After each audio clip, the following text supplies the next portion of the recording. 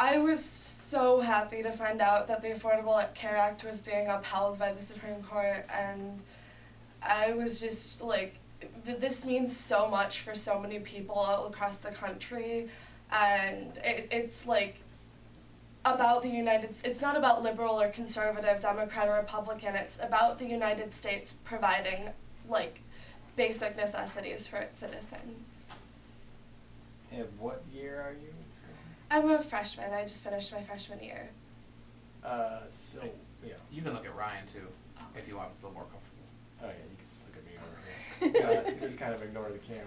But okay. So were you interested in the aspect of the children being on their parents' coverage, or what in particular were you kind of following? That was one of the biggest things for me because growing up I had a history of medical illness, and because of that it's very hard for me to find coverage independent from my parents. So it's like a huge weight off of my shoulders knowing that I can stay on my parents' coverage until I'm 26 now. Because in the couple months leading up to my 18th birthday, there was a lot of like stress for me and my family, like trying to figure out like what I was going to do, like how I was going to be able to afford the medications that I need to get by. And with the Affordable Care Act, that's something that I don't have to worry about, and it really takes a lot of stress off of me and my family. I mean, did you guys check into it? It's real expensive to just be out on your own and get coverage, right? Yeah, we checked into it, and there was just no way that I was going to be able to afford that. So how worried were you when it was being challenged, and even that part, which a lot of people like? So worried. So it was like knowing how hard it is to be on limited insurance with medical complications. No one should ever have to go through that. So when I found out that the Affordable Care Act was being challenged, it was very like worrisome for me.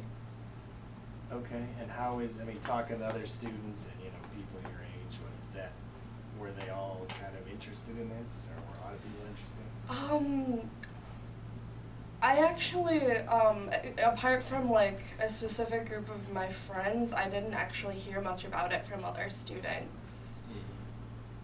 Okay. So, you don't have to give details about your background medically, but so are you on something? Do you have to get medication every month now? Is there yeah. It's ongoing treatment you're having? Yeah, I do have. I have chronic migraines and cluster headaches, and I have to have preventative medication, and it leads to several emergency room visits per year.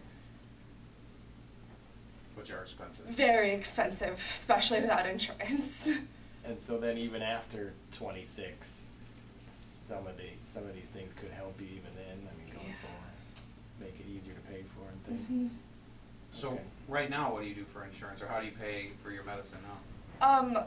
I am still on my parents' insurance, which is pretty good insurance, and they help me cover that as like trying to support me while I'm going to school. And how much longer? How old are you? I'm only 18. Oh, you're only 18. Okay, so she's got a few years left. Anything you think we should get in there?